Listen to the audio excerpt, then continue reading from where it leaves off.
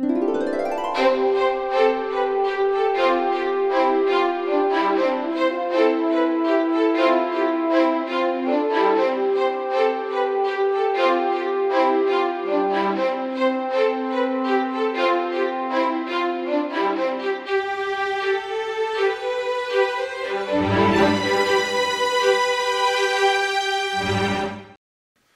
I'm Frank Caruso, producer of Oregon Life.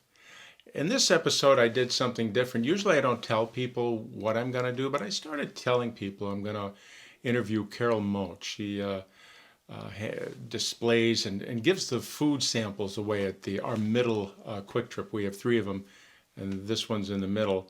And as I started to tell people about it, they'd regale me with stories of Carol. And there's one in particular that really resonated with me. And the person says to me, you know, Frank, I can pay at the pump and be on my way, but I find myself, when Carol's there, going into the quick trip and just connecting with Carol. She lifts my spirits in so many ways, and I love her for that. That's what that person said. So if you haven't been to that quick trip to see and meet Carol, she does lift all our spirits. She's a wonderful person. Enjoy this episode of Oregon Life. That I'm going to do spicy chicken penne next. Would you like some? Sure. Okay. Take a napkin though, because they're a little messy. Oh, yeah. They're a little cheesy. Okay. Thank you. Do you want a lid on it? No, it's all right. Okay. Hi, I'm Carol Moat, and I'm real pleased to have good health. I was kind of under the weather for almost a month, so now I'm happy to be back at Quick Trip, where I've been working for 7 years now, and I'm the food sampler there. And I especially like all the people because they give a lot of inspiration to everyone, I think, because we have all ages, especially I like all the tall ones. I like all the short ones, the tiny little children. And I'll say, would you like some really good mashed potatoes, or would you like to try some meatloaf? And most of them, yes, they'll shake their heads. Yes, they're real happy. So when I was working at Madison, I worked at a couple of different, a few different nursing homes, because some you can't have all your hours that you really prefer or that would be scheduled, because my children were still in the growing stage too, you know. So it was at that one nursing home, but it was way on the east side in Madison. Mostly I worked in the nursing homes in Madison, but some were outside of Madison too. But there was a couple that I would just come in and give them their medicine and talk to them for a few minutes, and they wrote me a little poem. I think I have it in my one of my whatevers. Anyway, and it wrote, part of it I know is that I come in bouncing like, you know, and I give them their medicine, and she always has time to talk and see how we actually are doing besides just giving us the medicine, and wants to know what our welfare is. And I got scolded by the supervisor in that nursing home because I like to talk to the people and find out. I said, it really includes more than just giving them their medicine. They need something else that they can hang on to, that they can think about, some other diversion. So I didn't stay there real long, but now I guess it's under new supervision, so that's a good thing. And then I was also going to be a missionary. I went to school for about a half a year, learning that, but then the working overpowered the going to school. So then I came back to Wisconsin. I thought I just needed a change. I met my husband, got married, and had 4 beautiful children. So I think the philosophy of a lot of people is, well, whatever goes, goes. We have to help make it go better. We have to make each day go and do the best we can, because even though I have only one sister left now, she's had a couple of heart attacks already. She lives in her own home, and she's alone at night. But she has hospice come in during the day, and they in the morning, and they help take care of her personal cares, and she can fix a little bit of her own food. But I was there last fall, and it was around the time that my one sister had passed, and which that sister was 96, and my oldest brother then, that was in September, and he was at the age of 90. So and he and his wife were at home. She still is at home on the farm where I lived too, from the age of 6 until I was 14. Then my dad married his third wife, and we went to live in her home in Friesland in town, where I went to high school then. So, excuse me, I think that, and we have to live our own life. We can't say to somebody, well, you should do this and you should do that, because we're not living somebody else's life. We don't always know what's in somebody else's mind.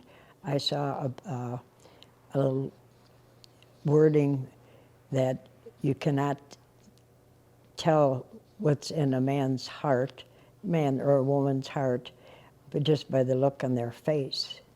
And they might look real happy, but they might have a lot of sadness, and they might have a lot of anger also, just because you just try and do the best, and even if you can't, you think, oh, I don't know if I can make it, through this day. You do.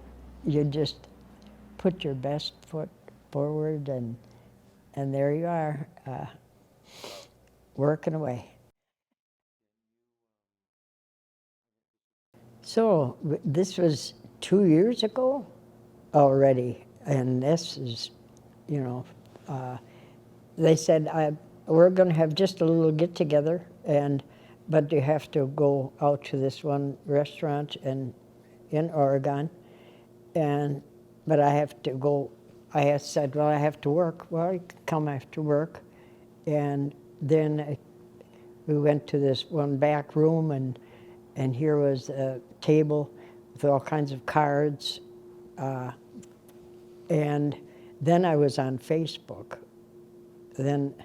So I had a nice dish of ice cream, but the nice part of it was that so many people had signatures on these cards, and they had money, and so enough money to get something. So I at Hometown Pharmacy, I went to, bought a dress, which I've worn a few times now, and that was a real, then like I said, I was on Facebook, and so people were coming into the store and saying, yeah, I saw your picture on Facebook, I saw you about this and that. I said, yeah, some people, like to be noticed. It wasn't that necessarily that it was my first choice, but then last year, then I was on the cover of the Observer, and it was on it was on the front page, and I said, I didn't choose the front page, but there it was. So that was it. But I think we all like good attention. We don't like if there's people that start saying, gossiping a little this and that, then I always find that I try to find somewhere else that I'm needed, because we don't have gossiping stuff at Quick Trip. And we didn't at McDonald's either. I went through a few managers, which was not my doings, but anyway, I still go there, and now and then I'll get a free cup of coffee. And so my husband is now gone, and he's been gone for 11 years, and I knew that he was at the end of his journey, because the day before he died at home, but the EMS took him out. They got one heartbeat, and they took him on the way to Stoughton, and I knew he was already gone, but the day before, he was in the other room, and he asked me what I was doing, and I told him, I was just making Kool-Aid, whatever. Well, I said, he said, well, just come here a minute. And so I did, and he said, tell our children that we've had some rough times, but that I love all my children and my grandchildren. And he wanted me to know that, he wanted my children to know that.